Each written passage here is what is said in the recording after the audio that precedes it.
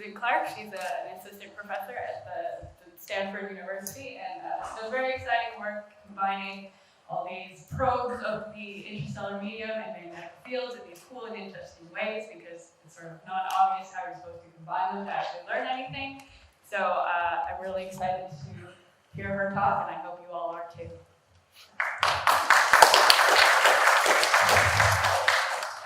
Thank you so much for that introduction, and thank you so much for having me to give this colloquium and also to participate in this very stimulating meeting that we're having here about spatialometry this week. It's always a joy to come to a focused workshop as a non-expert. I get to learn, and you're being very patient with all of my questions, so thank you.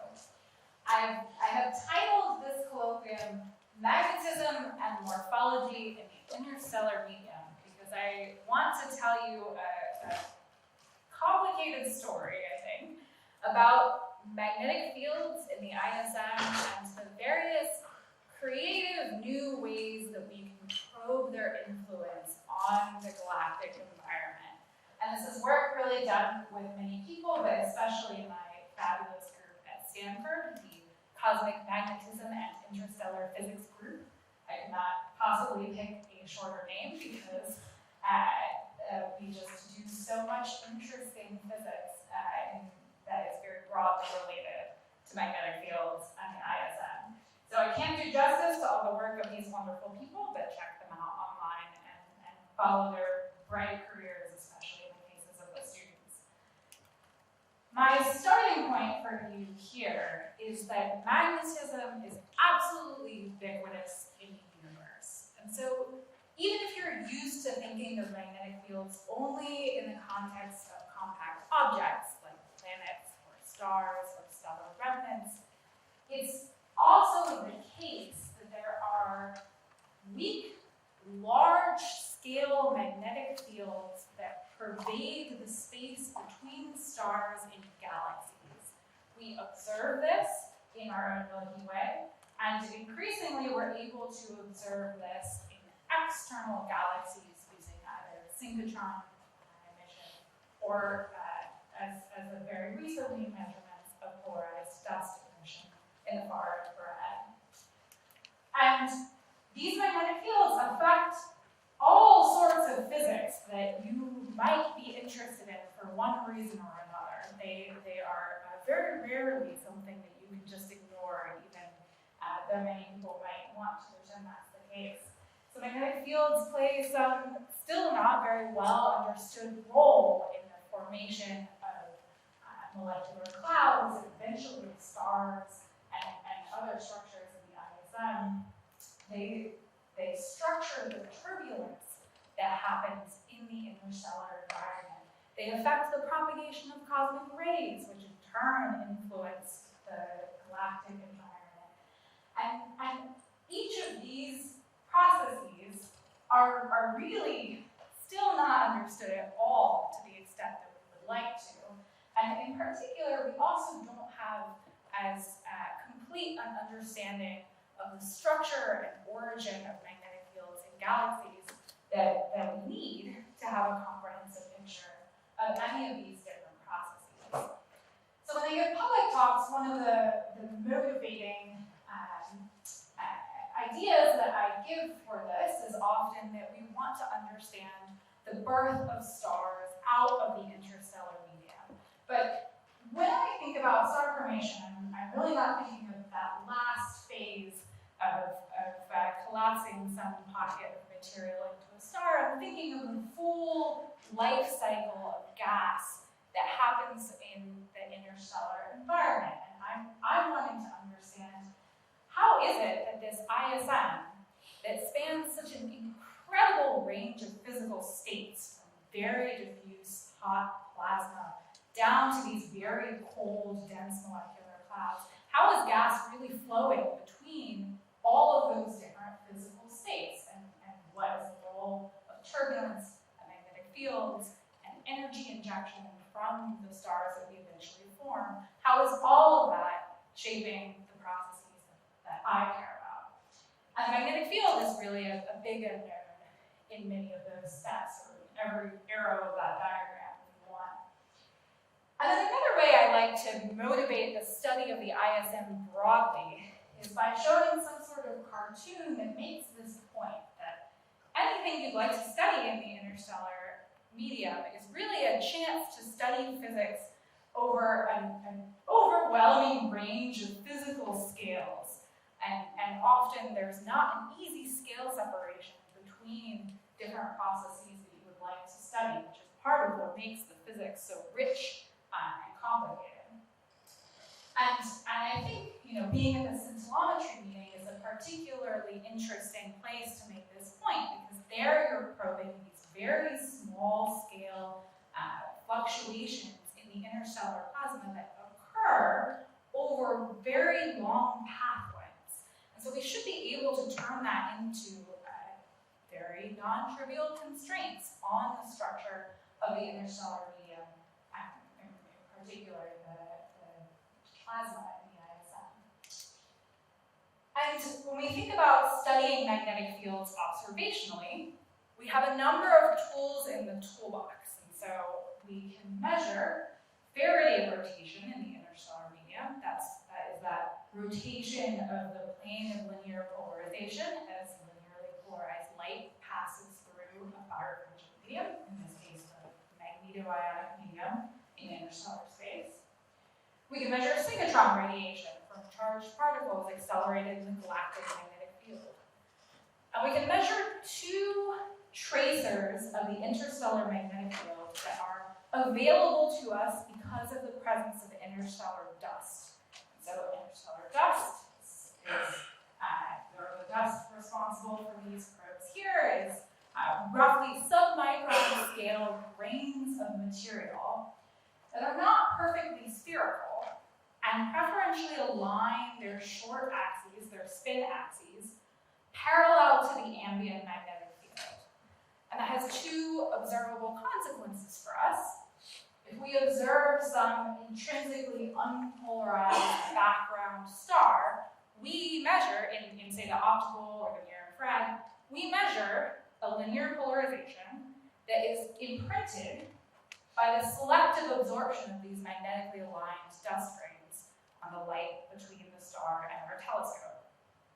And then those dust grains are also thermally re-radiating that energy in peaking in the far infrared, and we can measure the polarized thermal emission of these dust grains as a partially polarized signal that also imprints information about the magnetic field in the dust. These aren't even all of our probes. This doesn't even include our best probe. We can also measure Zeeman splitting in the interstellar medium, and that is actually direct measurement of the magnetic field's strength along the line of sight. So at this point, I'm sure you're thinking, what an easy field of study. Look at all of these different probes that we have for measuring magnetic fields. This is, why do we have all these open questions? Surely this is trivial. But of course, what that cartoon glosses over a bit is that each of these different probes of the magnetic field gives us information about a particular phase of this multi-phase interstellar medium, and also gives us a particular component of the magnetic field. So typically you're limited to either the component of the magnetic field along the line of sight, or the component of the magnetic field orthogonal to that, which corresponds to the plane in the sky. And so always, with each of your tracers, you're getting this incomplete, this partial information that is only a piece of the story that you're probably trying to put together to answer your physics question about our galaxy. And particularly important for my work lately has been these beautiful measurements that we have of this polarized thermal dust emission. And so if you haven't seen this image before, I always enjoy showing it. This is a visualization of the all-sky map at 353 gigahertz made by the Planck satellite. 353 gigahertz is a frequency that's dominated by this polarized thermal emission from dust in our Milky Way Galaxy. And so the colors in this image are giving you some tracer of the dust column density. But the really striking thing about this image is Van Gogh-like swirly pattern. That is a visualization of this measurement that we make in the linear polarization of this emission, this imprint of the plane of sky component of the magnetic field orientation in the dust integrated along line of sight. That's the measurement that we have, this imprint of the interstellar magnetic field.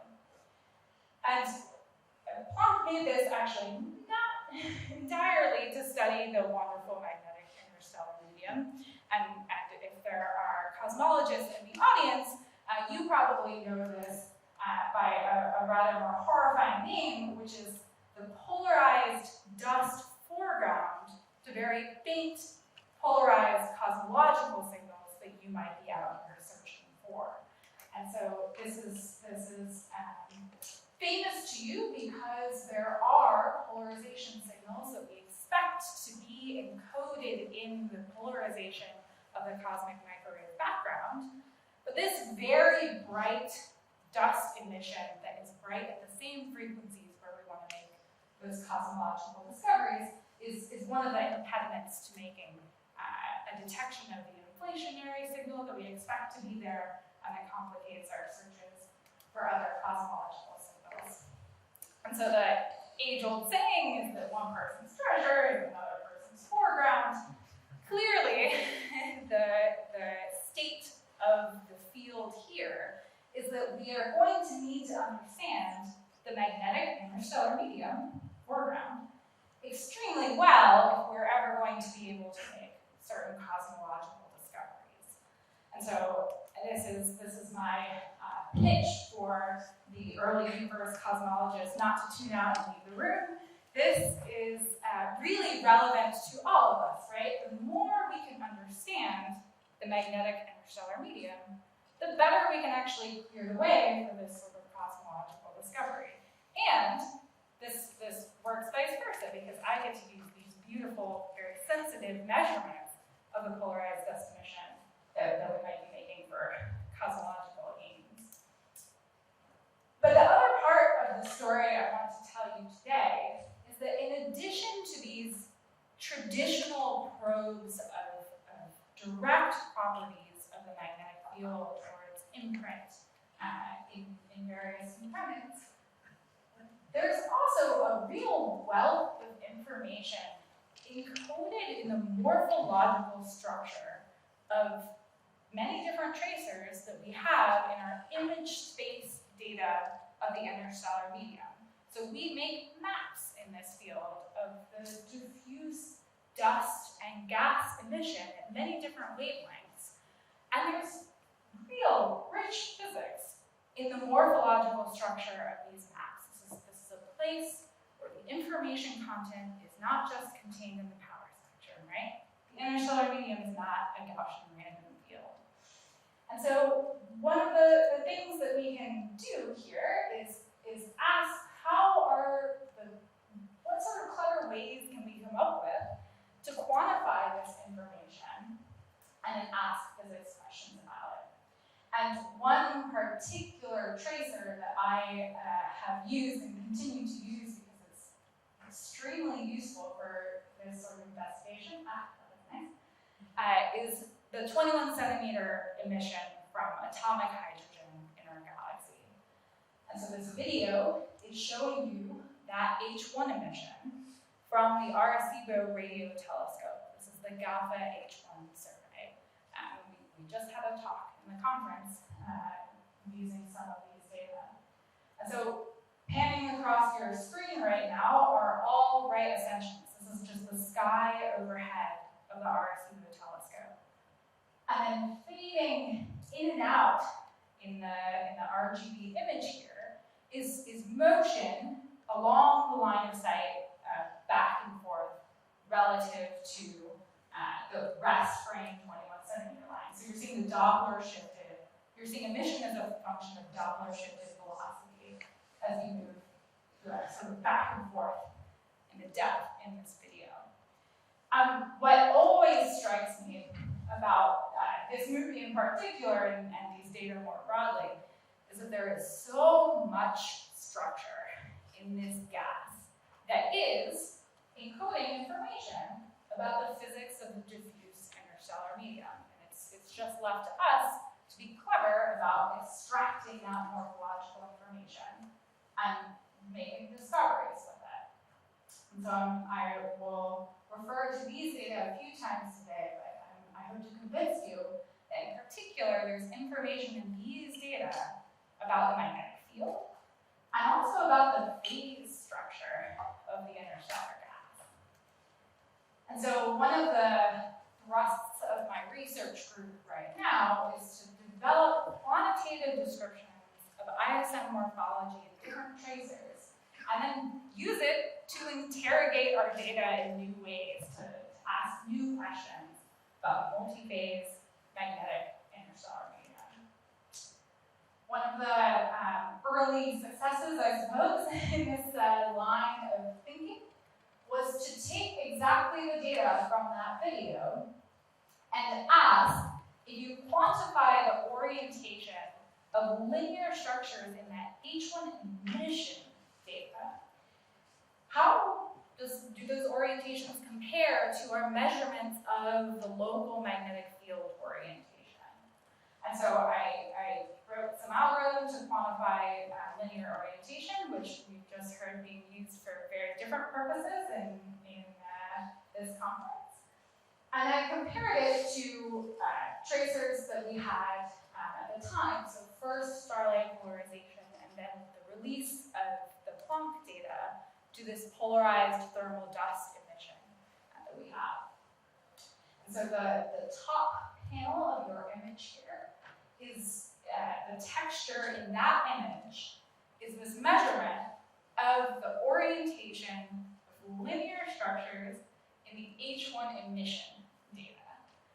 And the punchline is that that orientation is extremely well correlated with the orientation of the plane of sky magnetic field inferred from the dust polarization data. That's what's visualized in the texture of the bottom panel here. And both of these are very well correlated with our other tracer of the plane of sky magnetic field, which is the optical starlight polarization data. Those are the little white sprinkles in both of these images. And so this was our first indication that there was this very tight coupling between the structure of these features in the H1 emission and the magnetic field that is ambient to this gas. And I'm showing you a two-dimensional image here, but some years later, I started thinking about the depth in that movie that I played for you, right? I started thinking about the line of sight velocity information that we also have access to in these hyperspectral emission cubes. And I want to tell you my line of thought here in analogy to the way that we understand dust polarization working, or measurements of dust polarization that measure the magnetic field orientation in the dust integrated along the line of sight. The dust at these frequencies is optically thin, so you're seeing everything along your line of sight.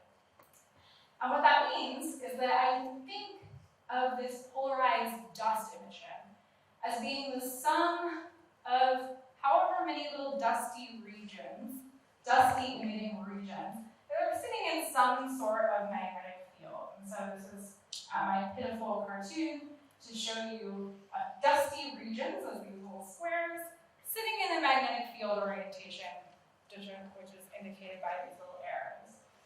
And to the extent that our dusty regions are sitting in a very aligned magnetic field that is coherently oriented at different locations in distance along the line of sight, we will measure a relatively high fractional polarization in the dust.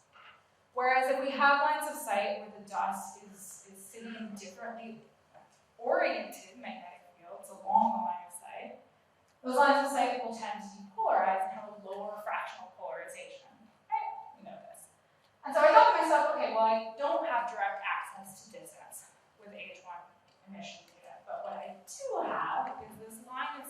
velocity.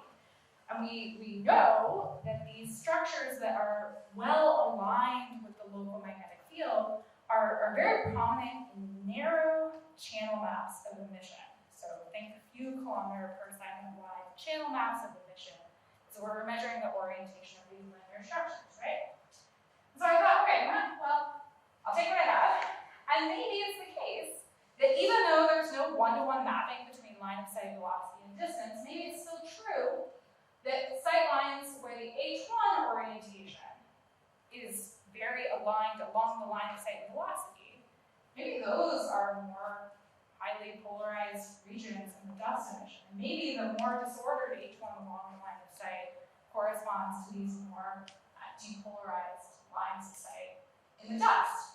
And so I made up some way of quantifying this alignment or this level of disorder, if you will, of the H1 orientation along the velocity axis. And that's what's plotted on the y-axis here against the polarization fraction. In other words, that really simple hypothesis is really borne out in the data. You can measure what seems to be a metric for the tangling of the magnetic field along the line of sight from this tangling of the H1 orientation along the line of sight and velocity. Here's what that looks like, for example, just visualized in real space over some region of the high galactic latitude sky. So the top is the measured dust polarization fraction, and the bottom is this metric for how ordered or disordered the H1 orientation is along line of sight in velocity. And so this is cool. this is now very promising, and with my collaborator Brandon Hensley, we thought, okay, we can take what we understand now about these ways that the H1 really non-trivially traces properties of the dust polarization. And we can make some model here. We call this our magnetically coherent clouds model. The idea being basically just very simple. We've defined a space that we think is predictive of regions of interstellar space that are magnetically coherent, as in share similar properties of a local magnetic field. And this space is just defined by the radial velocity of the gas, so that's what's plotted radially here. Red is increasing positive velocity, and blue is increasing negative velocity. That's just choice, okay, so the local standard for S0 is going to be in the center of these circles. And then the other component of our space is the orientation of linear structure in the H1, so that's what's plotted azimuthally here. And our expectation is that, generally speaking, if in real space, real three-dimensional space, if what's happening is you have multiple structures along the line of sight that are sitting in differently oriented magnetic fields, we should expect the H1 that corresponds to those regions along the line of sight to generically map to disparate parts of this velocity orientation space. And this is really genuinely just a mapping of the data. We're just making this mapping from our measured intensity as a function of position, velocity into some intensity as a function of position, velocity, and orientation, right? And so this is what that mapping looks like for one particular line of sight. And we can do this all over the sky, and we can ask, we can test this against our expectations. So for example, we might expect that, from what I explained before, that regions of higher fractional polarization in the dust are very collimated in this velocity orientation space, right? They have very similar H1 orientation, even if they're extended along the line of sight. Whereas regions with low fractional polarization we expect to be populated by sort of discrete, separated blobs in this velocity orientation space. And that's borne out in the data. I promise you that I did not just cherry-pick the 2 pixels for which this is true. This is statistically true of the data, that the spread of the intensity in this space is correlated with the dust polarization fraction. Okay, and then once you've made this mapping into velocity orientation space, you're just a simple little geometric decomposition away from having something analogous to the Q and U Stokes parameters that describe linear polarization. But here, we have measured no polarization, right? This is purely based on the morphology of H1.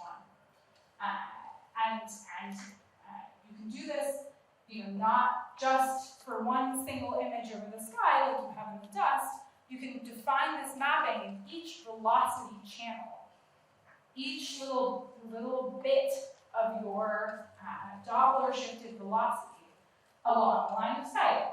And so you can make these three-dimensional maps of the H1 morphology, is all it is, but of what something that we expect to be very correlated with the magnetic field morphology in the medium that corresponds to that velocity along the line of sight.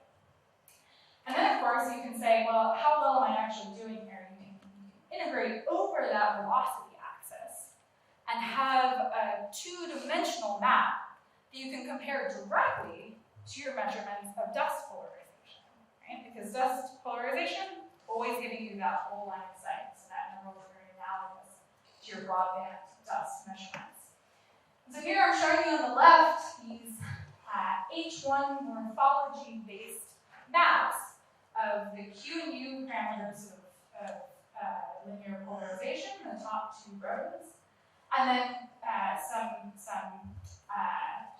that information shown to you in a different way in the plane of sky magnetic field orientation and the quote-unquote polarization fraction, which on the left is just this metric of how disordered the H1 is along the line of sight. And on the right are the real quantities measured in the dust polarization. So the very striking thing here is that these are highly correlated. These maps that we just defined from our idea of how the H1 morphology should be related to the magnetic field are actually very correlated with the real measurements of the plane of sky magnetic field and other properties of the polarization that we see in the dust. And then you can compare these two things directly, and you open up a way to ask questions of these data that follow the line of reasoning. I have a thing that is predicting that the magnetic field is exactly aligned with all of my little H1 structures. Where is that a good approximation for the data, and where does that fail? We can, in other words, and you can ask questions about what's happening along the line of sight in 3 dimensions. So we have now a new tool to ask questions of the ISM. And you have this tool too. These maps are publicly available. There's a little tutorial on the web for how to use them, and you can always ask me as well. I want to just briefly take you through a few new lines of reasoning that you can open up with maps like these. One is to interrogate properties of the polarized dust emission directly. Right? One is to ask, what's the origin of different statistical correlations that we see in the dust? And so a quick reminder, because I do sometimes spend a lot of time talking to cosmologists, but not everyone has that pleasure. So you can take a linear polarization field and you can generically decompose it into an E mode component and a D mode component. All that means, so this is a tool used to look for particular signals in the polarized cosmic microwave background. But all that means is that these are two components that have different parity with respect to the Fourier big number. And so once you have decomposed your polarization field in that way, you can ask, okay, statistical correlations that I see in the dust, do I reproduce them in these H1 maps, H1-based maps? And if I do, what does that teach me about the origin of these statistics in the dust polarization? And so things like this excess of this B mode polarization, the E mode polarization over the B mode polarization that are observed in the dust, we also see in our H1-based maps because that signal is coming from the preferred alignment of elongated density structures in the ISM with the magnetic field. signal in the dust is coming from that. There was a big mystery, still is really, about this odd signal observed in the dust polarization. I'm laughing at the joke I just made to myself because it's an odd thing to measure. It's also a very odd quantity in the polarization. This correlation between the dust total intensity and the B-mode component of the polarization. And I have claimed recently that that measurement is driven by tiny misalignments between filamentary structures in the ISM and the magnetic field. And the way to get at that is to make a map that tells you the deviation between something that is perfect alignment between density structures and the magnetic field and something that is actually your measurement in the dust polarization. And so this has been a fascinating line of reasoning, trying to disentangle where some of these statistical quantities that we care about for cosmological reasons, but that also teach us about the statistics of the ISM, where they actually originate in the dust. And we can follow this process now of making this forward mapping from our observed H1 data to some sort of model for what we think the polarization might be doing. And we can do this in various ways, right? We can tweak the way that we quantify the morphology of the H1 and then ask how that actually predicts the dust polarization. And from that learn, what actually is the most predictive morphology for the dust polarization from the H1. So my grad student George Lal has done some beautiful work, which was just recently published, asking exactly this question. And in the course of doing this, George is writing algorithms that can take any image and turn it into a polarization field. So here's the Stanford logo in E-mode polarization, if that's something you were hoping to see today. And because we have these maps in 3 dimensions, we can now also ask questions about the 3-dimensional structure of the magnetic ISM, that are otherwise not directly accessible from the data that we have. One type of data that does let us directly access 3-dimensional information about the magnetic field are starlight polarization measurements, because they're probing the magnetic field between you and the star, right? So if you have many different stars at many different distances, and you've measured their distances very well with Gaia, you can actually start to tomographically decompose the magnetic field structure along the line of sight in distance, right? This is some beautiful work by Gina Blue, and a lot more in this vein will be coming soon as the ASIAA survey, this large optical starlight polarization survey, comes online in the next few years. But we can also, Gina designed this beautiful experiment with a nearby and a far away, in distance, cloud of dust, and had on and off sidelines to both of them in order to derive the magnetic field orientation in this distant cloud. And then we can sort of test or validate our H1-based maps by just grabbing the map at the velocity that's coincident with that distant cloud, and with the nearby cloud, and asking how well they align with this inference of the tomographic magnetic field orientation from the dust polarization. And so far, so astonishingly aligned. So I can't wait to see how far we can push this, actually, to get a lot more data. I hope that this means that H1 can be a piece of the puzzle of actually trying to put together a 3-dimensional magnetic field structure, at least for the nearby ISM. And in the vein of understanding new 3D things about magnetic ISM, we can also look for particular signatures that tell us directly about the presence of disordered magnetic fields along the line of sight in combination with different dust spectral energy distributions, SETs. Okay? So if you have two dust clouds along your line of sight that are sitting in differently oriented magnetic fields and emit a different SED for whatever reason. It can just be that they are at different temperatures. Generically, in that situation, you expect that the dust polarization angle that you measure should have a frequency dependence to it. It's because it's this sum along the line of sight of the dust that you're measuring.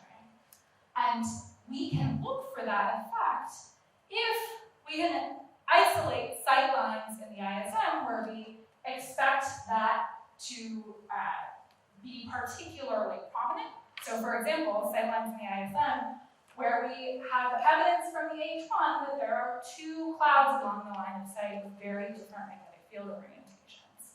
And we can compare that statistically to a control group of sight lines that is dominated by a single dust component or H1 component somewhere along the line of sight. And so we use that to make this first detection of this line of sight frequency decorrelation, to use the fancy term for it, in Planck data. And that's really enabled by having this particular way of describing the three-dimensional structure of the magnetic ISM.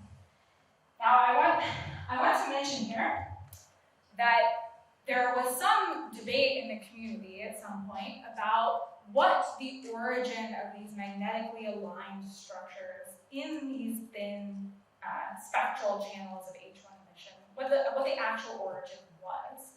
There was a claim for a long time that if you take your H1 data and you look at a narrow velocity channel like I'm doing, right, that actually below a few kilometers per second, the emission in your spectral map, in your channel map of H1, that the emission is actually no longer correlated with the underlying density structure in the ISM, but is instead just basically caustics of the velocity, the turbulent velocity field. That, in other words, the intensity distribution you see is just whatever little bit of emission happens to be turbulently moved into or out of your velocity channel. This is a so-called velocity caustics picture. That is a testable prediction, and it is abjectly inconsistent with the data. It's ruled out. These structures, these small-scale structures in the H1 emission narrow channel maps are CNN. They're preferentially cold neutral medium structures that are driving this measured magnetic alignment. And this is, you can do this by comparing to far infrared data, which does not care about the velocity field of your H1. You can do this very carefully by taking line width measurements. You can do this by looking at sodium 1 absorption in the diffuse ISM.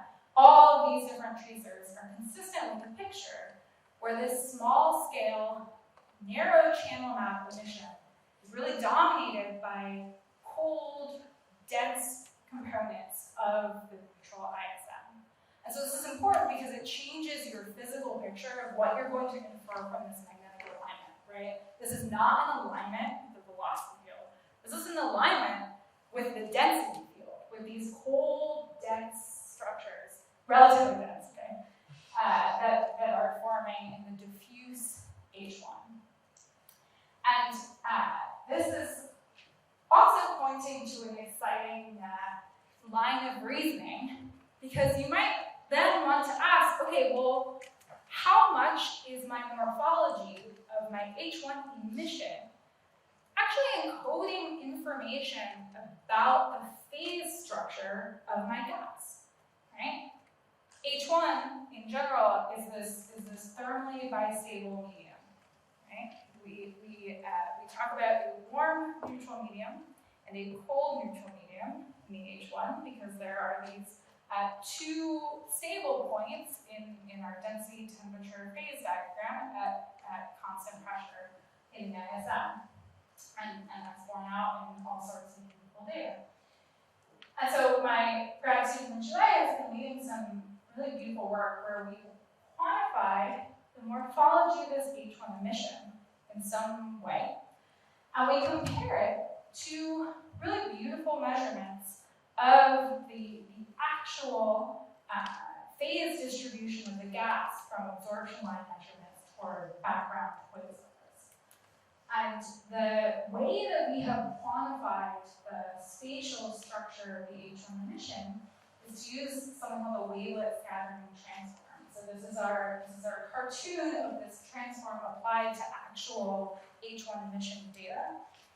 But all this is a series of convolutions with a set of oriented wavelets at different spatial scales and orientations. And so you take your image, in this case, some channel map of the H1, so a slice of your neutral hydrogen intensity. You convolve it with some set of wavelets. You take a modulus and a spatial average, and you have a set of coefficients.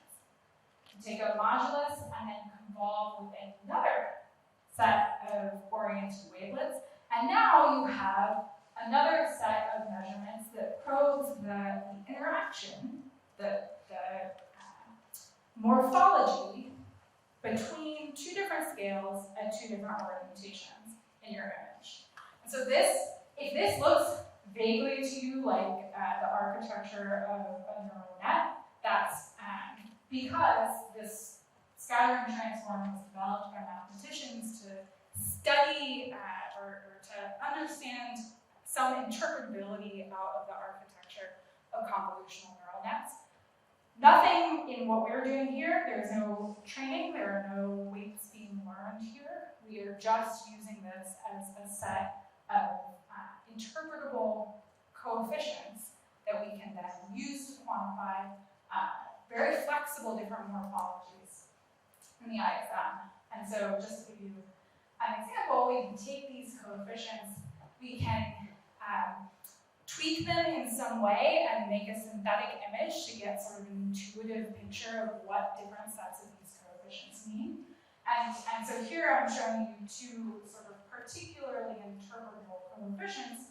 One of them is probing the correlation between two different scales where the wavelets are orthogonal to one another. On the left, that's perpendicular. And on the right, where the wavelets are parallel to one another, right? And so as you can sort of see in this synthesis, when we increase one versus increase the other, if you have your wavelets orthogonal to one another and you crank up that coefficient, you're going to make sort of more diffuse blobby things. If you crank up the more parallel coefficient, you're going to make more elongated, rigid-looking structures. This is just to give you a sort of intuitive sense of one of the types of morphologies that you can quantify and interpret. But this is actually very general and flexible. And so what we do is we compute this wavelet scattering transform on a whole bunch of little patches of the H1 emission around sightlines where we have absorption line measurements from Snez's work and Claire Murray's work and many people who have made fantastic measurements of the mass fraction of the cold neutral medium at some velocity along the line of sight. And what we find is that this H1 emission morphology is really correlated with the measured mass fraction of CNN at the coincident velocity.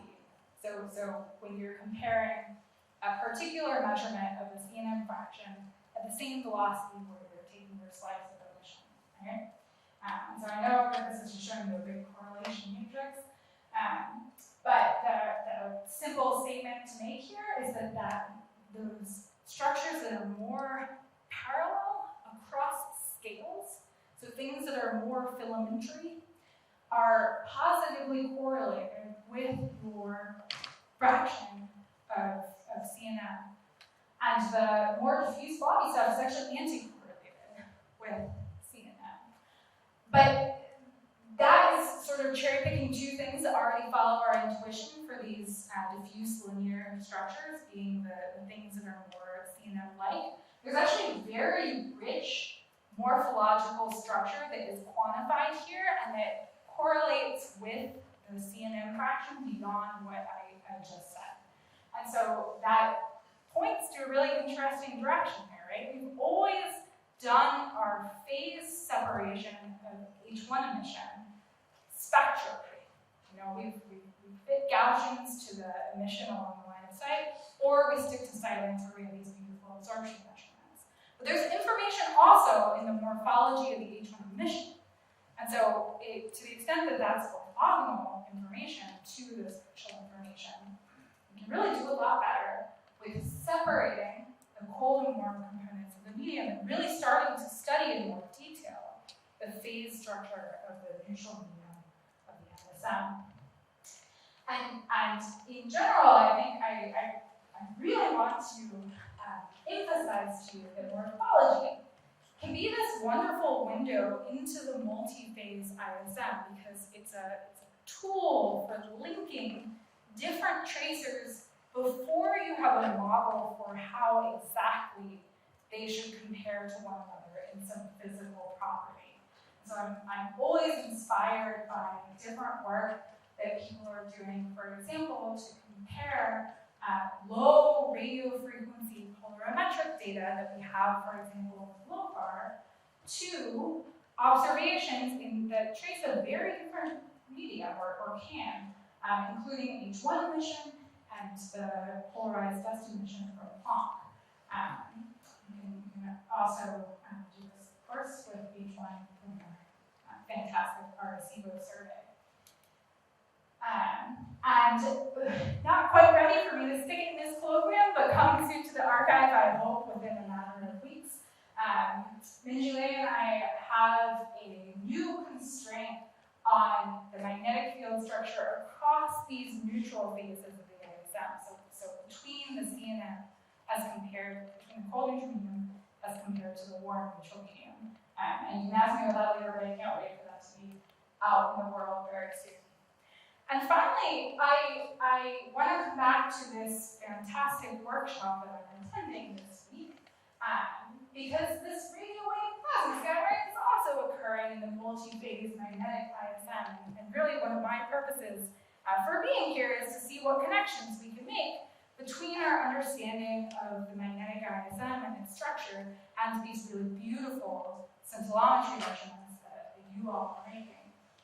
And the beauty of having a non-trivial constraint on the ISM structure like scintillometry is you can also think very broadly about what else might test your physical picture, what else might be constraining for some particular idea that you have about the ISM. And so I want to highlight that Irina Butsky has this recent, I think a very beautiful paper about cosmic ray scattering and actually making the argument that properties of cosmic rays are really not reproduced by scattering in a homogeneous medium, but that maybe the scattering is dominated by sort of discrete structures that are very intermittent in the ISM. And there's sort of this very tantalizing connection to some of the work that we're talking about at this conference this week in terms of the sort of size, scale, and volume filling factor that they're arguing reproduce the cosmic ray data and the sort of scattering structures that we're talking about this week. So I want to make sure that gets into your ears if you're here for that conference. So I hope I have convinced you that observations of the ISM contain just a huge wealth of physical information. If only we can extract it and ask clever questions about it. And neutral hydrogen morphology in particular contains information about the magnetic field structure in 3 dimensions and about the phase structure of the diffuse and mostly neutral ISM.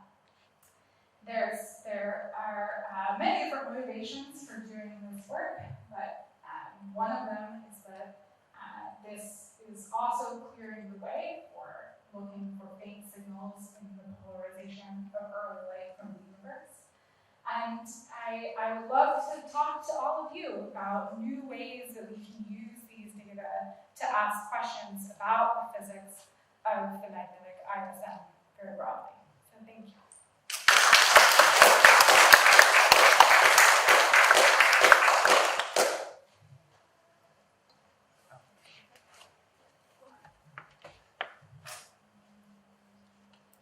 Okay, cool.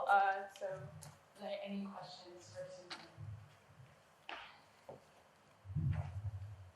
Lots of questions, but I'll ask just the one that, in your, would look a bit like a pie chart, the one where you're doing velocity and angle. Yeah. The example that you showed where you were, the example on, this is the one where you say, well, that guy on the right-hand side will have a lower polarization percentage because it's a bit of a mess compared to the one that was nice and clean. Yes. But it looks like I could pull out a nice clean component and a mess component. And it also looks like your mess component is out of the high velocity bit. Should I have a takeaway message there that there actually is a real signal and a noise feature and we could clean maps as well? Well, okay, let me say a few things. Thank you for that question. If you had access to the three-dimensional dust polarization data, then in principle, this is maybe similar to what you would see, right?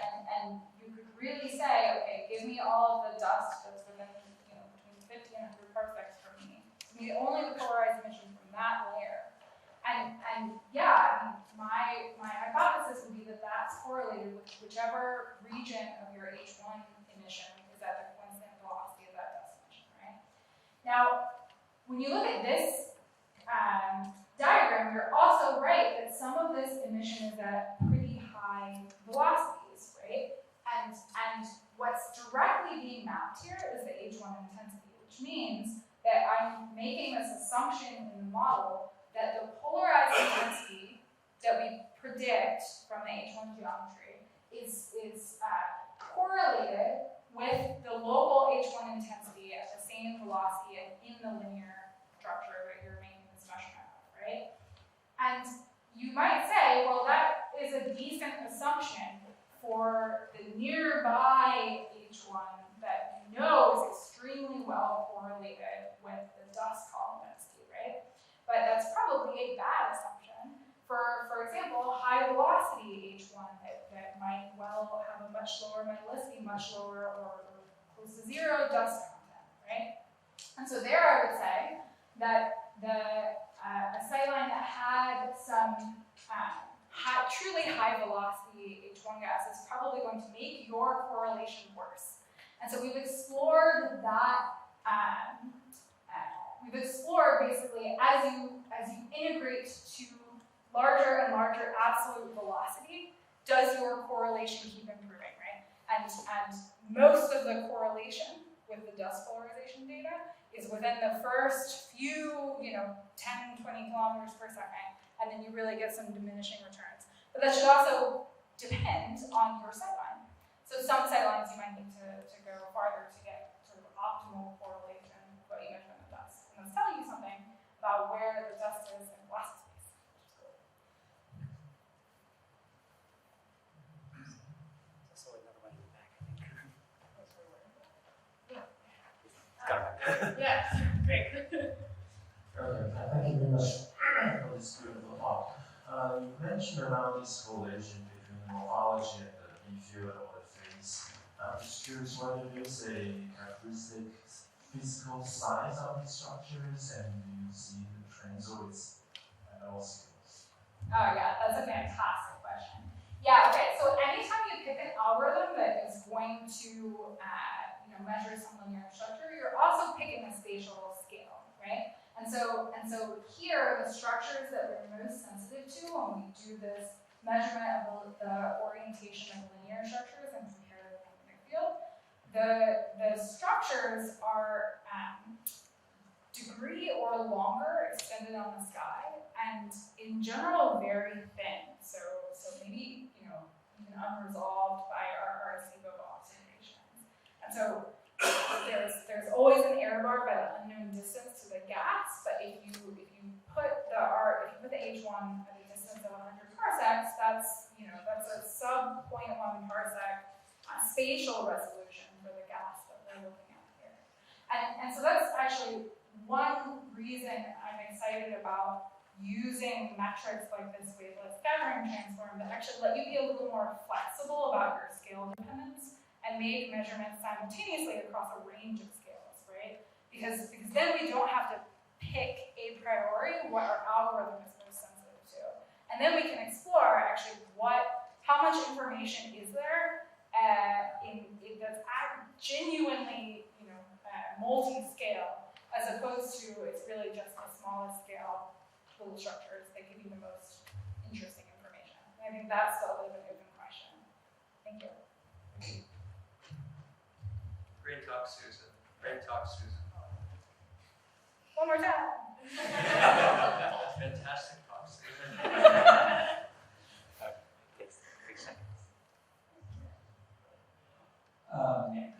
Very basic question on your early slides about dust grains. So you showed dust grains as these nice little pumpkin-like structures threaded by the magnetic fields. And if I'm interpreting that picture right, Yes. why would we expect dust grains to grow like that? I mean, I could imagine dust grains being very irregular kinds of structures, but what Yes. evidence do we have that they're like this? Thank you. Okay, great question. They're not really like this. I'm just a poor artist. They are very lumpy and irregular. Actually, the only salient thing that you should take from my cartoon here is that they are elongated preferentially in one direction. Like they're not spheres, right? And we know, from the facts that we see this polarization that this is the case. And actually, your detailed dust grain model can be very sensitive to the ratio of the polarization imprinted by the selective absorption and the polarized thermal emission that you get along the long axis of your dust grain, right? But no, if this were a more true to life cartoon, they would look like sort of amorphous lumps of material. Yeah. Okay. Good Thank answer. you.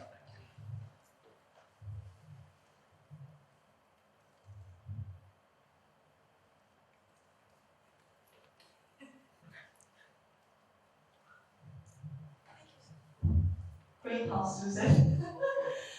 Susan, I've been thinking, so you show that from data, H1 and NFU align, and then NFU is sensitive to propagation B perpendicular, and that's from neutral hydrogen. So this is the data kind of insight to us. How about physics insight? Why H1 and B perp align? Oh yeah, that is a great question. Okay, let me first say that even though this is the neutral medium, it has, the H1 has an ionization fraction that's like 10 to the minus 4, right? And so as you know, that's already high enough to still have your flux freezing approximation be pretty good in the neutral medium. And so the neutral gas in our galaxy is still feeling the magnetic field.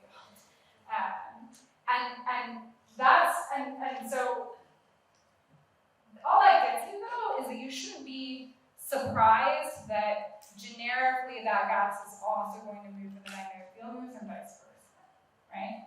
What that doesn't predict for you is the formation of extremely elongated, extremely, relatively cold, relatively dense structures that have this very good alignment with the magnetic field. And so the picture that I have in my mind, now that we also know that these are preferentially CNN, is that you have sort of this continuous formation of CNN out of some turbulent and magnetized warm neutral medium, where you get these little pockets that are thermally unstable or able to cool, but they're being perhaps sheared, and elongated in the direction of the ambient magnetic field, which must be relatively strong, I think, relative to the turbulent motion in order to have these structures form in the way that we observe them.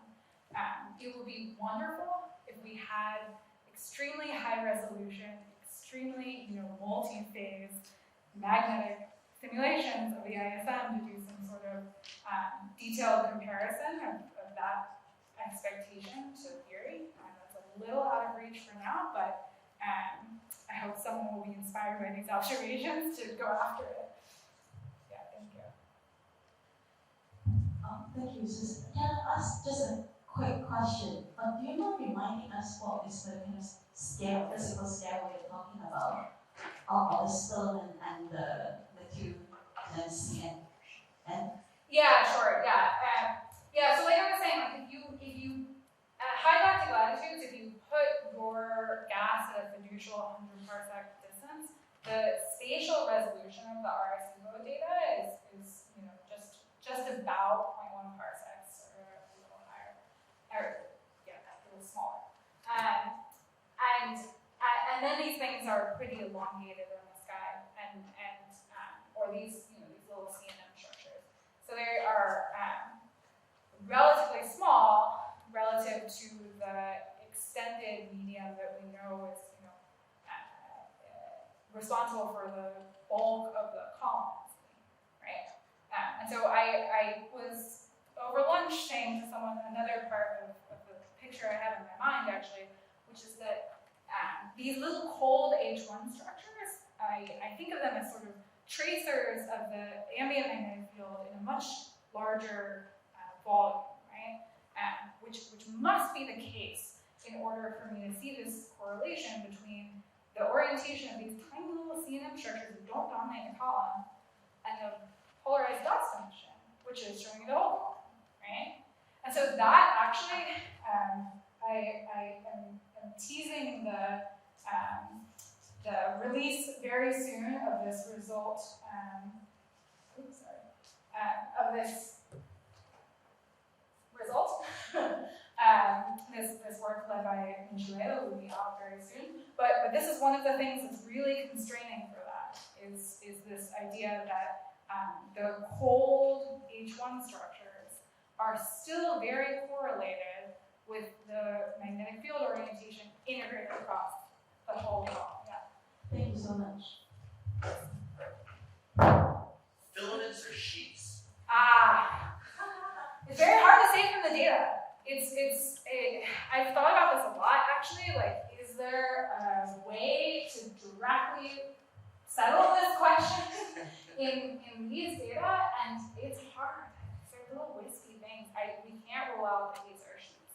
Yeah, I mean you invoke sheets usually to solve some what you perceive to be a problematic pressure relative to the ambient environment, right? And so in that sense, I don't think there's always necessarily there's not great evidence for or against sheets as opposed to films.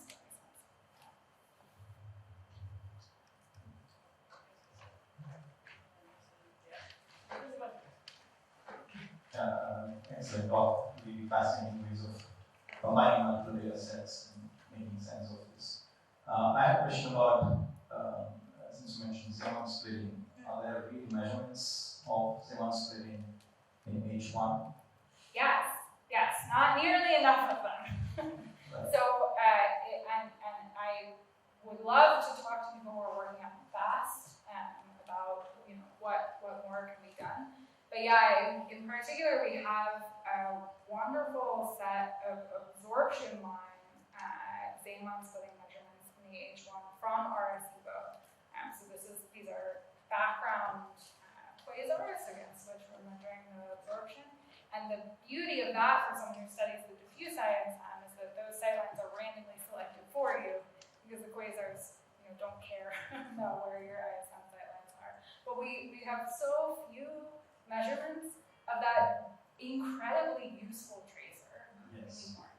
In fact, since you're talking about really thin filaments, and it's like extremely narrow, small structures, it would also be, would that not help you in seeing the Zeeman splitting? Because these are really small structures. Otherwise, if you're looking at larger structures, the lines would be bled.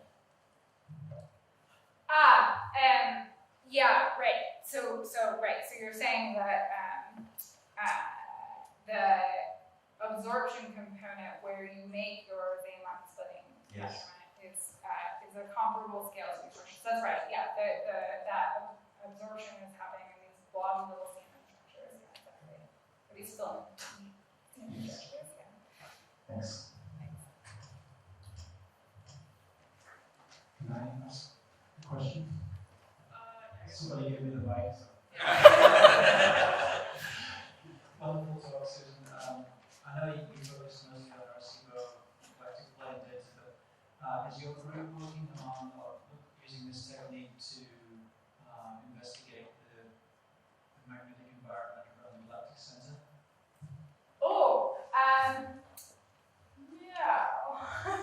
so far this has been pretty focused on high latitude diffuse ISM, which is particularly useful for comparisons with dust because it's the diffuse sightlines where the dust and gas trace each other very well, right? Where you don't start to deplete a lot of your hydrogen into the molecular phase. In for the galactic center, I don't know that this would be your best approach, but I will say that only for the use of H1. I will strongly advocate for the use of morphological information from, say, your beautiful mirror data. I think, yeah, there's still probably a lot to be learned there. Thanks, Susan. Very nice talk. So let me ask a question for CME cosmologists. Okay. So it's remarkable to see that the H1 morphology can predict very well the polarized dust foreground, but I guess there must be a limit, and there must be some kind of scale-dependent decorrelation. Yeah. And so, the signal for simple primordial propagation wave is very faint.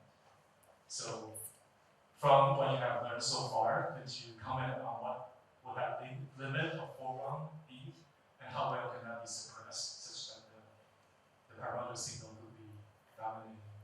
You want me to comment on the amplitude of the foreground signal, Yes. or on how well it's going to correlate with the H1 in the perfect world? So after your H1 based indication, Yeah. could the foreground still be larger than the cosmological signal? Well, we don't know where that cosmological signal is, right? Is the reason I can't give you a very satisfying answer to that. I will say an advantage of incorporating data like these into your foreground mitigation plan is that you have something that, even if it's not a perfect facsimile or reproduction of the dust polarization, it is a purely galactic signal that is very correlated with that foreground signal. And so one of the things I would like to see us do in these experiments, especially as we really push on sensitivity, is let's take the nominally foreground cleaned map and let's cross-correlate it with some H1-based polarization map, right? Because anything that's non-zero in that is due to residual contamination. And so I think we can start thinking of building things like that. Are there coordinated H1 observations for something like the bicep field? I wish. we have. So actually, my grad student George Hall wrote a beautiful paper. We put out this paper earlier this year with the bicep collaboration, which I'm not actually a part of. That was allowed to participate for this one paper, where we took bicep data and correlated it with the H1 polarization maps. But the data that we were stuck with is the high for pi data that in the southern hemisphere is the gas array, exactly. So that's 16 arc-minute resolution, right? As opposed to the 4 arc-minute resolution that you have if your patch happens to be in the alpha field, or the even higher angular resolution of the usually decreased sensitivity that you can get with an interferometer. So I would love to convince someone, especially to do a really deep single dish map of that patch of sky, much higher angular resolution. but I have not yet convinced anyone to do that. Okay, yes.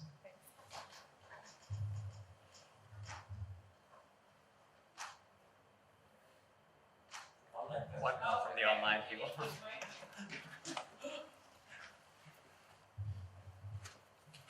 Yeah, just got one question from online about how do the H1 filaments correlate with the molecular filaments from Herschel? Oh, good question. Okay, so here we are mainly pretty focused away from those dense site ends. What we see though in the dust polarization is that those higher column filaments that are prominent in the Herschel maps, that are also very prominent, of course, in the Planck Florence dust mission.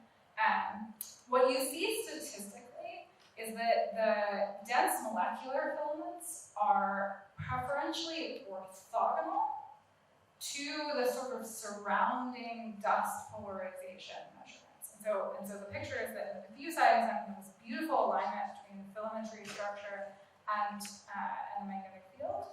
And then at some point, as you get denser and denser, higher and higher column, you form a structure, the spine of your filamentary molecular cloud, that is preferentially orthogonal to the larger scale ambient magnetic field.